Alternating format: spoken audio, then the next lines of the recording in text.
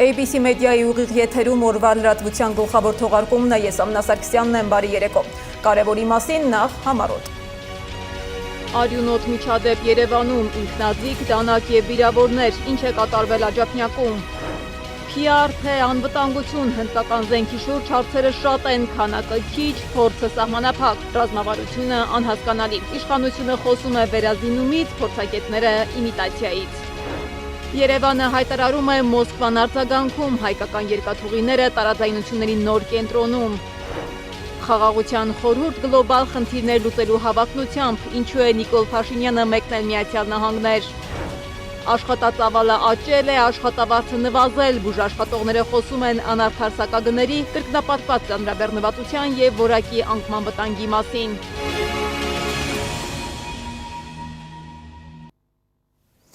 Երկու ժամ առաջ կրակոցներ են հնչել Երևանի Աջափնյակ թաղամասում։ Համացանցում տեսանյութ է տարածվել, որտեղ երևում են, թե ինչպես են մի խումբ անձինք կրակում միմյանց վրա։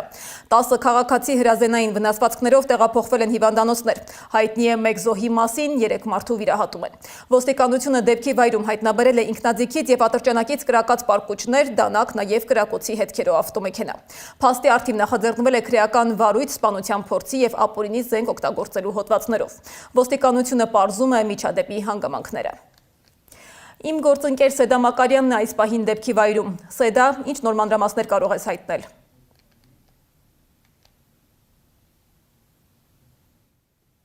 Քննչական գործողությունները շարունակվում են դեպքի վայրում, հիշեցնեմ, որ ժամեր առաջ է միջադեպը տեղի ունեցել, որի հետևանքով 10 քաղաքացի վիրավորվել է, տեղափոխվել են նրանք հիվանդանոց, մեկը մահացել է, առողջապահության նախարարությունը հայտնում է, որ 3-ի վիճակը ծայրահեղ ծանր է, գնահատվում 3-ի վիճակը ծանր։ Այս պահին քննչական գործողությունները շարունակվում են, նշեմ, որ տարածքում հայտնաբերվել են անանման հետքեր և փամփուշտի պարկուճներ, քաղաքացիներն էլ ականատես քաղաքացիներն էլ նշում են, որ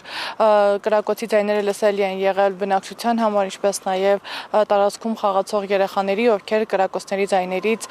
փախել են տարածքից։ Այս պահին դեռ այսքանն է, ոստիկանությունն է նաև հայտարարություն տարածել, որ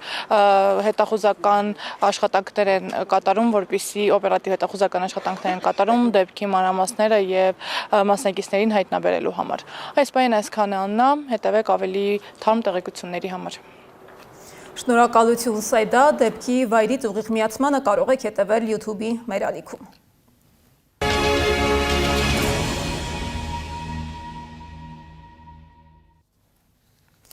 Նիկոլ Փաշինյանը Միացյալ Նահանգներում է մասնակցելու է Խաղաղության խորհրդի անդրանիկ նիստին։ Հրավիրված է նաև Իլհամ Ալիևը։ Ըստ պաշտոնական հաղորդագրության Վաշինգտոնում կայանալիք հանդիպմանը քննարկելու են գլոբալ անվտանգությանը վերաբերող հարցեր։ Թեև սկզբում նախաձեռնությունը ներկայացվում էր որպես Գազայի վերականգնման վերահսկման հարթակ, այժմ դրա նպատակները, ինչպես պարզվում է, զգալիորեն ընդլայնվել են։ ԱՄՆ նախագահ Դոնալդ Թրամփի հայտարարություններով Խաղաղության խորհուրդը կարող է զբաղվել արդեն ոչ միայն մեկ տարածաշրջանի խնդիրներով, այլ նաև համաշխարհային հակամարտությունների կարգավորմամբ։ Իդեպ ոչ բոլորն են շտապում միանալ այս նախաձեռնությանը։ Վատիկանը, օրինակ, արդեն հայտարարել է, որ չի մասնակցելու խորհրդի աշխատանքներին։ Սուրբաթոռի քարտուղար կարդինալ Պիետրո Պարոլինի խոսքով նման գործընթացները պետք է իրականացվեն ՄԱԿ-ի հարթակում և հենց այդ սկզբունքով էլ առաջնորդվում է Վատիկանը։ Իսկ Հայաստանը, ինչպես հայտնի է, արդեն իսկ միացել է նախաձեռնությանը Դավոսում ստորագրելով համապատասխան փաստաթուղթը։ Մինչ Վաշինգտոնում փորձում են գլոբալ խաղաղություն ձևավորել, մեր տարածաշրջանում հնչող հայտարարությունները կրկին լարվածություն են առաջացնում արդեն այլ ուղղությամբ։ Ռուսաստանում կարծես ուշադիր հետևում են Երևանից հնչող յուրաքանչյուր խոսքին, և որոշ գնահատականներ արդեն իսկ չեն ընդունվում առանց արձագանքի։ Ռուսաստանի արտգործնախարարության պաշտոնական ներկայացուցիչ Մարիա Զախարովան այսօր արձագանքել է Հայաստանի վարչապետի վերջին հայտարարություններին, դրանք անվանելով տարօրինակ և փոքր-ինչ անընդունելի։ Խոսքը վերաբերում է հայկական երկաթուղիների և դրանց կառավարման հարցին։ Զախարովան հիշեցրել է, որ արդեն ավելի քան 2 տասնամյակ Հայաստանի երկաթուղային ցանցը գտնվում է Հարավկովկասյան երկաթուղիներ ընկերության կառավարման ներքո, և ըստ նրա այդ ընթացքում ռուսական կողմը ոչ միայն կատարել է իր պարտավորությունները, այլև ներդրումներ է իրականացրել համակարգի արդիականացման ուղղությամբ։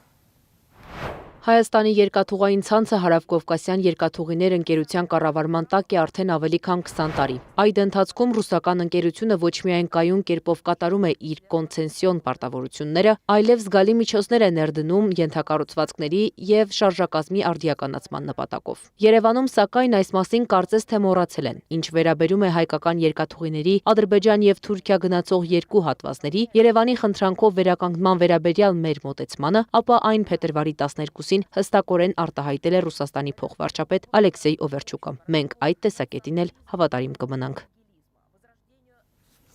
Այս ֆոնին Երևանում շարունակում են խոսել այլ ոչ պակաս զգայուն թեմաների մասին՝ ազգային անվտանգություն եւ բանակի վերազինում։ Իշխանությունը շարունակում է խոսել բանակի վերազինման մասին, այս անգամ շեշտելով Հնդկաստանից ձեռք բերվող սպառազինությունը։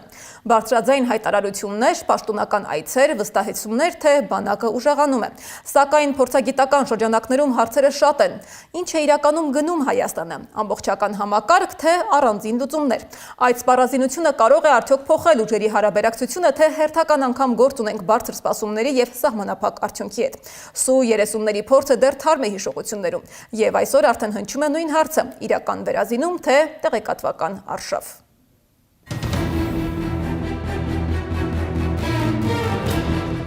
Վերջին ամիսներին իշխանությունը ակտիվորեն խոսում է Հնդկաստանից Հայաստան մատակարարվող սպառազինության մասին, այն ներկայացնելով բանակի վերազինման կարևոր քայլ։ Թեման առավել ընդգծվեց նաև Հնդկաստանի պաշտպանության նախարարի Հայաստան կատարած այցի ընթացքում։ Սակայն փորձագիտական շրջանակներում հարցերը շատ են։ Խոսքը համակարգված զինման մասին է, թե ավելի շատ տեղեկատվական արշավի։ Իշխանության համար շատ ավելի հեշտ է ցույց տալ նմուշներ, քարոզիչների միջոցով ասել, տեսեք, մենք զենք ունենք կամ զենք ենք առա եւ այլն։ Իհարկե, այդ նույն մարդիկ, ովքեր այդքան խոսում են այդ զենքերի մասին, այսօր չեն խոսում, չէ՞ նրա մասին, թե այս իշխանությունը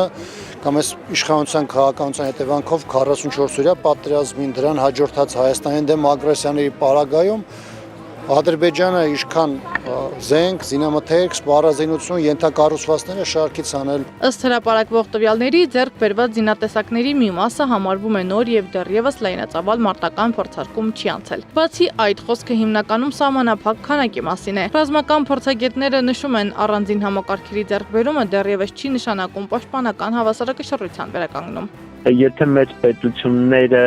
զենքի ցուցադրությունը հիմնականում կազմակերպում են ռազմավարական զսպման նպատակով նաև, ապա փոքր պետությունների պարագայում, որոնք չունեն բավարար ռեսուրսներ, զենքի ցուցադրությունը, ռազմամթերքի ցուցադրությունը չի կարող ծառայել որպես ռազմավարական զսպման միջոց։ Զրուցակիցներս հիշեցնում են նախորդ փորձը։ 2019 թվականին ձեռք բերված Սու 30 կործանիչները ներկայացվում էին որպես որակական շրջադարձ հայկական բանակի համար։ Սակայն հետագայում պարզվեց, որ դրանց սպառազինման եւ կիրառման խնդիրները լիարժեք լուծված չէին, եւ 44-օրյա պատերազմի ընթացքում այդ հնարավորությունը ամբողջությամբ չօգտագործվեց։ Ինչի համար այդ տեխնիկան բերել տանել պարկերում կանգնեցնել,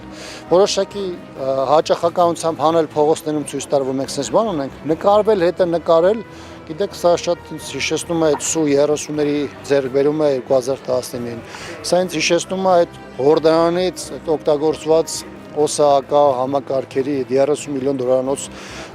ծրագիրը եւ այլն եւ այլն։ Այս համատեքստում հարց է առաջանում. այսօր արդյոք չի կրկնվում նույն մոտեցումը, բարձրաձայն հայտարարություններ, մեծ սպասումներ, բայց սահմանափակ գործնական արդյունք։ Եթե սպառազինության ձեռքբերումը չի ուղեկցվում բավարար քանակով, ռազմավարական հստակ հաշվարկով եւ համակարգային մոտեցմամբ, այն կարող է դառնալ ոչ թե անվտանգության ամրապնդման, այլ տեղեկատվական ազդեցության գործիք։ Ցանկացած գովազդ ունի որոշակի պատմական համատեքստ։ Այս պարագայում պատմական համատեքստը հատկապես վերաբերվում է նախընտրական շրջանին, մենք տեսանք հատկապես երբ սկսվեց հնդկական զենքերի մասին խոսակցությունները, երբ սկսեցին ցուցադրել դրանք, որը ցավոք սրտի հատկապես մեր նման պետություններում, ասել է թե փոքր պետությունների համար, դա կարող է առաջացնել բավականին լուրջ խնդիրներ։ Ազգային ժողովի падգամավոր Տիգրան Աբրահամյանի խոսքով իշխանությունը զինվելու գործընթացը ներկայացնում է որպես լավություն, մինչդեռ դա պետության հիմնական պարտականություններից մեկն է։ Ասում են դե ուրախացեք, մենք զենք ենք գնել։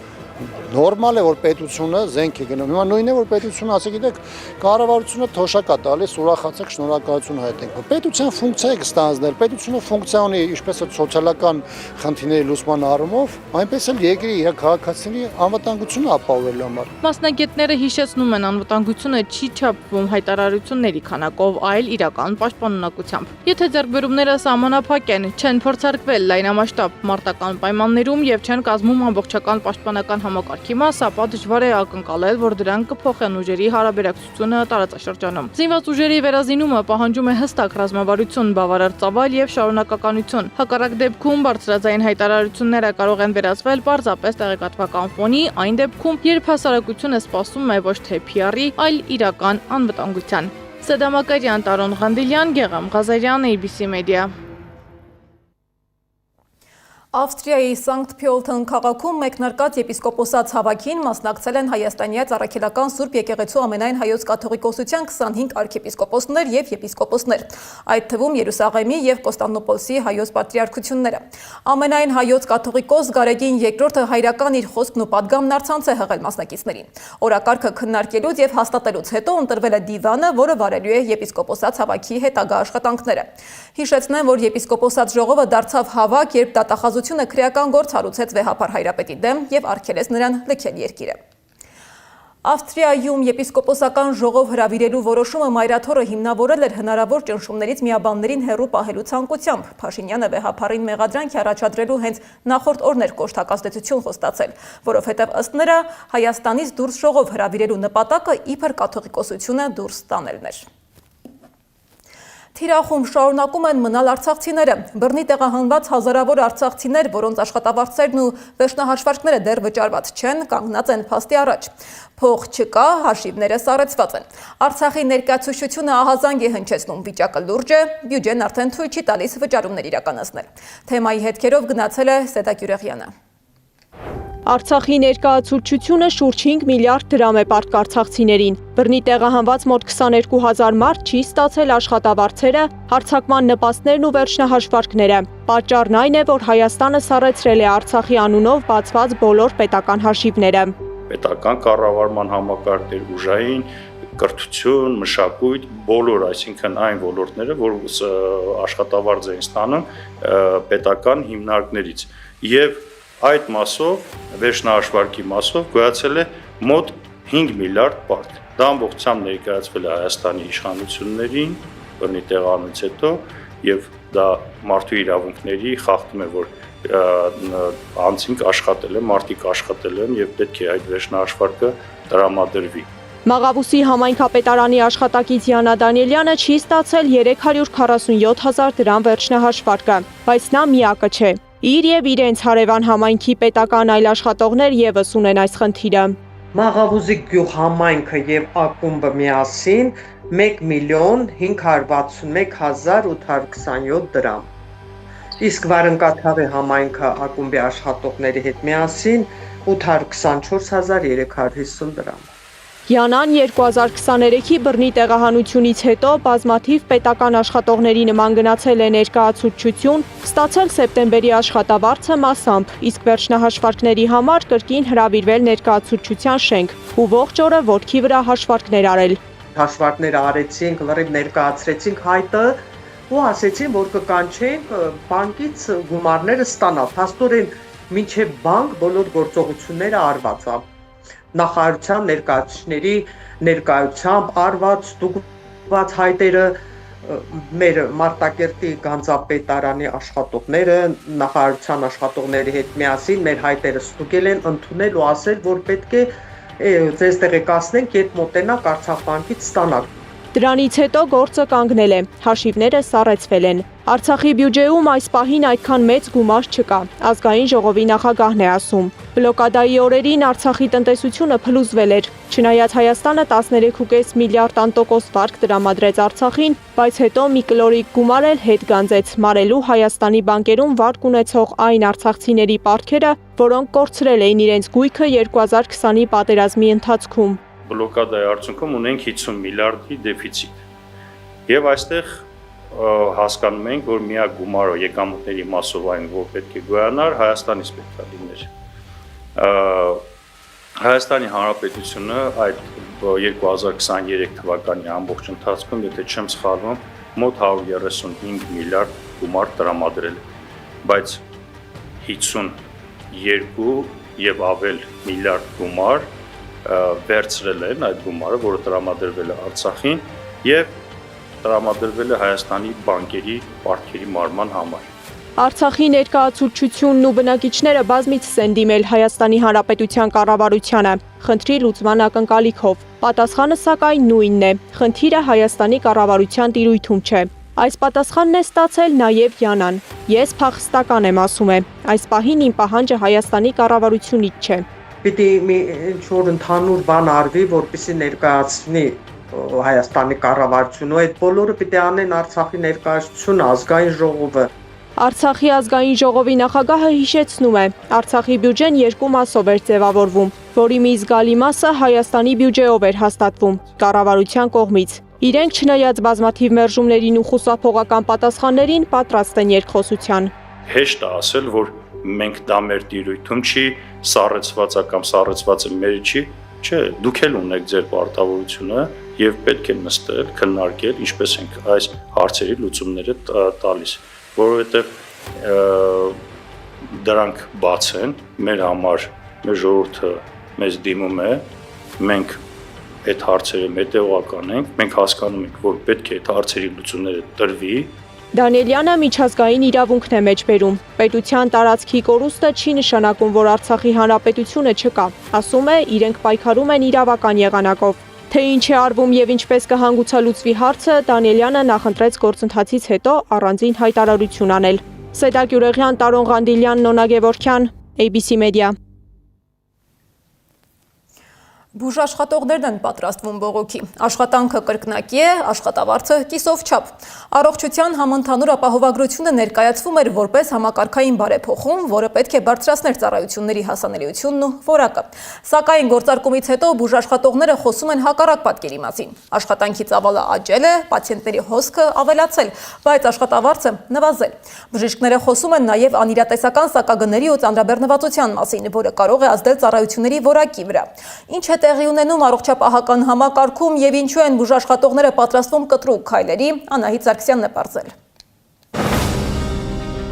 Առողջապահական համակարգում լարվածությունը չի նվազում։ Բուժաշխատողները ահազանգում են, աշխատածավալը կտրուկ աճել է, բայց վարձատրությունը նվազել։ Առողջության համընդհանուր ապահովագրության գործարկումից հետո այս ամիս բժիշկների մեծ մասը ստացել է 2-ից 3 անգամ պակաս աշխատավարձ, որոշ բուժհաստատություններում նաև ուշացումով։ Մասնավոր բժշկական կազմակերպությունում աշխատող բժիշկը տարակուսում է, թե ինչպես են պետական հիմնարկների որոշ նեղ մասնագետներ ընդունելի համարում կրկնապատկված ծանրաբեռնվածություն։ Ի սկզբանե փոխանցվող գումարը ընդհանրապես չի համապատասխանում իրականությանը։ Դուք պատկերացրեք 15-20 հազար խորհրդատվությունը, Երևան քաղաքում փոխանցվում է 3000 դրամ կամ 6000 դրամ։ Ուլտրաձայնային հետազոտության մասնագետ Կարինե Աղալարյանը շեշտում է. խնդիրը ապահովագրության գաղափարը չէ, այլ դրա կազմակերպումը։ Բողոքը նրա դեմ է, որ մեր ձայնը լսելի լինի, բժիշկների ձայնը լսելի լինի ու արվի որոշակի ուղումներ, փոփոխություններ։ Նրա խոսքով անընդունելի է այն մոտեցումը, ըստ որի հնարավոր է նույն պայմաններում սպասարկել ավելի մեծ թվով պացիենտների առանց որակի անկման։ Այսպես են իրենք մեկնաբանում, օրեկան նայում ենք 20-30 բուժառու, ստանում էինք 80,000 դրամ, 100,000 դրամ, հիմա կսպասարկենք 50, կստանանք 200,000 դրամ։ Այս մտածելակերպը ես չեմ կարողանում հասկանամ, ես էլի եմ ասում, մեզ պետք չի, որ քանակի հաշվին մենք որակ կորցնենք։ Մասնագետները պնդում են, սահմանված սակագները չեն արտացոլում իրական ծախսերը եւ հաճախ ձևավորվում են առանց ոլորտի հետ լայն քննարկումների։ Ավելին, նույն սակագնով ֆինանսավորվում են տարբեր բարդության եւ ռիսկայնության բժշկական միջամտություններ։ Նման առանց քննարկման բուժաշխատողի աշխատավարձը 10 անգամ իջացնելով, պացիենտին իր օրինական իրավունքից զրկելով, մենք պետք է արձանագրենք, թե Եվրոպայի խորհուրդը ինչ արձագանք է տալիս։ Առողջության իրավունք հասարակական կազմակերպության համանախագահ Ծաղիկ Վարդանյանը անհրաժեշտ է համարում խորհրդարանական լսումները համակարգային այս խնդիրը քննարկելու համար։ բուժաշխատողների արժանապատիվ աշխատավարձը եւ աշխատանքային գործունեությունը ապահովի։ Իսկ երեք խնդիրները պետք է կարողանան ապահովել եւ դրա համար կարծում եմ բավականին լուրջ ճանապարհ պետք է անցնել։ Այլապես սպասվում է պարզապես դադարեցում եւ նորից այսպես սկսում։ Բուժաշխատողները պատրաստվում են նամակով դիմել նաև համաշխարհային բանկին, պարզելու, թե ինչպես է ծախսվում տրամադրված $110 միլիոն վարկը, որը նախատեսված է համապարփակ առողջապահական ծածկույթի ապահովում ծրագրի իրականացման համար։ Բժիշկ Գևորգ Գրիգորյանի խոսքով փոխհատուցումների համակարգում բժշկին բաժին հասնող տոկոսը շարունակում է մնալ չնչին։ Գործողությունների հերթականությունը պետք է գնա ոչ թե միայն դեստրուկտիվ եղանակով, այլ պետք է փորձենք շտկել։ Եթե շտկելը չի անցնում, եթե որոշում ընդունող մարդիկ ունակ չեն լսել, այդ պարագայում կամաց ամեն հաջորդ քայլով ել ավելի, այսպես ասած, սրվելու է պայքարի ուղղությունը։ Բուժաշխատողները պատրաստում են առաջարկների փաթեթ, ներառյալ աշխատավարձերի ձևավորման նոր մոտեցումներ։ Եթե առողջապահության նախարարությունը չարձագանքի, նրանք չեն բացառում կտրուկ քայլերը, ընդհուպ գործադուլ։ Անահիտ Սարգսյան, Տարոն Ղանդիլյան, Գեղամ Ղազարյան, ABC Media։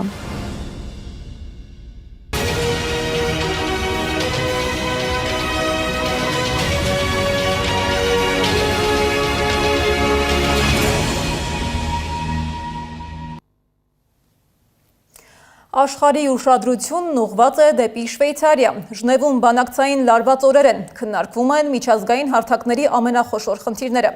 Իրանը եւ Միացյալ Նահանգները բանակցում են միջուկային ծրագրի վերաբերյալ, Ռուսաստանն ու Ուկրաինան պատերազմի ավարտի ու խաղաղության հնարավոր ուղիների մասին։ Այս օրերին երկու բանակցությունները տեղի են ունենում միաժամանակ, բայց առանձին հարթակներում եւ դրանց արդյունքները կարող են ազդել ոչ միայն տարածաշրջանային, այլև գլոբալ անվտանգության վրա։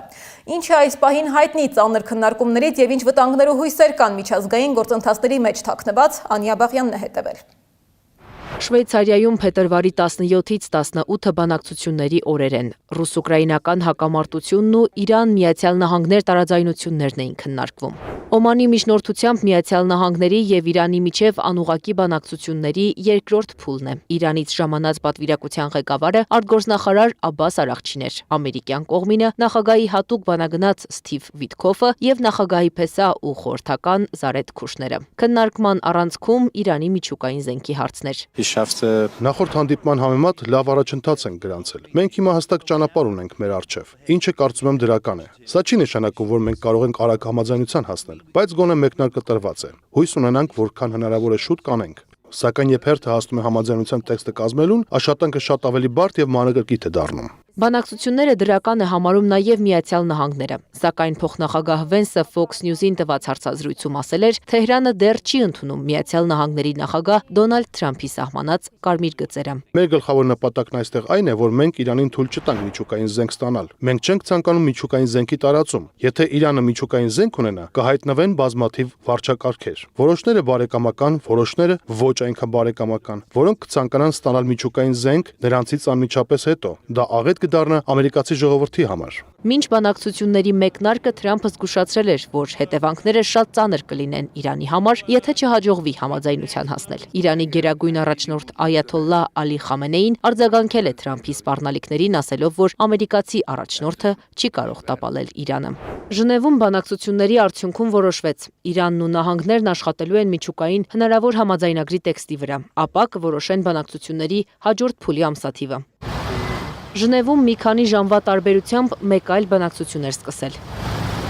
Ռուս-ուկրաինական հակամարտության կարգավորումներ թեման։ Բանակցությունը դռնփակ էր, տևել է մոտ 4.5 ժամ։ Ռուսաստանի Դաշնության պատվիրակությունը գլխավորում է նախագահի օգնական Վլադիմիր Մեդինսկին, Ուկրաինայինը նախագահի գրասենյակի ղեկավար Կիրիլ Բուդանովը, իսկ Միացյալ Նահանգների ներկայացուցիչները դարձյալ նախագահի հատուկ բանագնաց Սթիվ Վիտքոֆն ու նրա փեսա ու խորհրդական Զարեդ Քուշներն են։ Աքսիոս պարբերականի տեղեկություններով բանակցությունները մտել են փակուղի։ Պարբերականի փոխանցմամբ այն կապված է ռուսական բանակցային խմբի ղեկավարի դիրքորոշման հետ։ Հիմնական խնդիրն Ուկրաինայի նախագահի վարքագիծն է, նշում է Աքսիոսը։ Իդեպ բանակցություններին զուգահեռ Զելենսկին հարցազրույց է տվել Աքսիոսին, ասել, որ իր խմբի միջոցով ուղարկել է պահանջ հանդիպում նախագահների մակարդակով։ Մեդինսկին, ինչպես Պուտինը, սիրում է փիլիսոփայել պատերազմի պատմական արմատների մասին։ Մենք ժամանակ չունենք այս ամբողջ անհետեցության համար։ Պետք է որոշում կայացնենք եւ ավարտենք պատերազմը։ Ռուսական 10 գործակալության աղբյուրն ավելի վաղ հայտարարել էր, որ բանակցությունների ընթացքում քննարկվել են մեծ թեմաներ ու մեծ փոխզիջումներ։ Մինչդեռ նահանգների բանագնացը նշանակալի առաջընթաց է նկատում բանակցություններում։ Նախագահ Թրամփի հաջողությունն այս պատերազմի երկու կողմերին սեղանի շուրջ նստեցնելու գործում հանգեցրել է նշանակալի առաջընթացի, եւ մենք հպարտ ենք աշխատել նրա ղեկավարության ներքո, դադարեցնելու սպանություններն այս սարսափելի հակամարտության ընթացքում։ Երկու կողմերն էլ համաձայն են տեղեկացնել իրենց համապատասխան ղեկավարներին եւ շարունակել աշխատանքը համաձայնության հասնելու ուղղությամբ։